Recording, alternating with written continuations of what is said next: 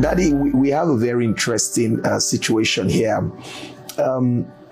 Someone said, how do you handle carefully relationship with your wife whose body language, I think the man is studying the wife's body language.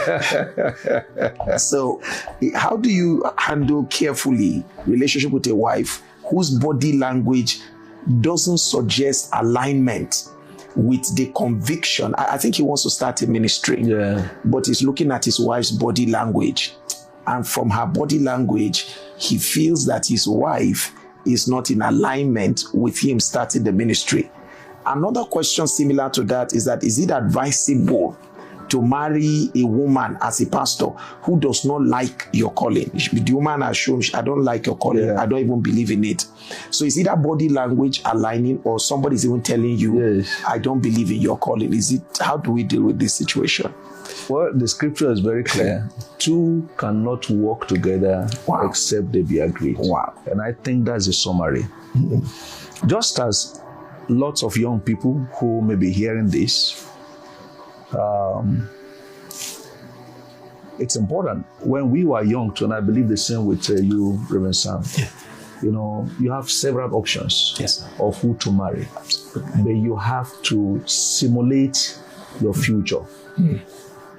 And be sure that there won't be a point when you will have crisis. Absolutely. Of course, there will be a moment of adjustment, but not to the point of crisis. Just like I do, various options, but I have to look for who fits into my future. Because marriage is a journey. Who can cope with you when things are low or when things are up? Who will be problematic and create concern for you? And who will not? And that's why, to me, as it is developed, you have season of courtship. Courtship is a time of observation. It's a time of simulation. It's a time of being practical. Even though you can't know everything about who you want to marry within that period, but at least, like I recommend for people, you should get to a point of maybe about 50% satisfaction. And conviction that, look, this person will be able to cope with this. So, even beyond ministry, there are general issues. The moment you feel somebody's body language, which is good, and I think for such individuals should even be commended that is showing the body language, there is no pretense, because there are people who pretend. And you go to find the problem there. So the moment you discover that you cannot walk in agreement, look, it's wise to reverse and look for somebody else who will be in agreement with you.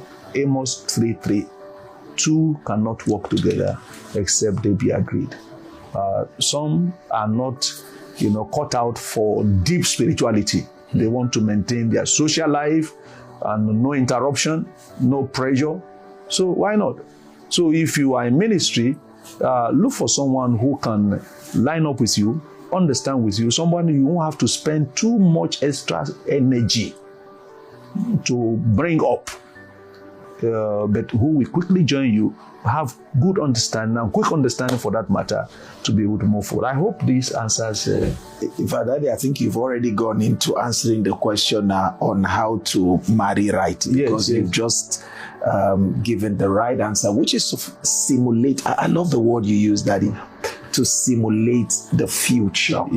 And ask yourself, does this person fit into that future? I'd like you to listen to that again. If you're single, you're not married, go back, rewind that part of it and listen to it again. Simulate the future and ask yourself if the person you want to marry fits into that possibility. I think it's a common sense approach to it. Thank you so much.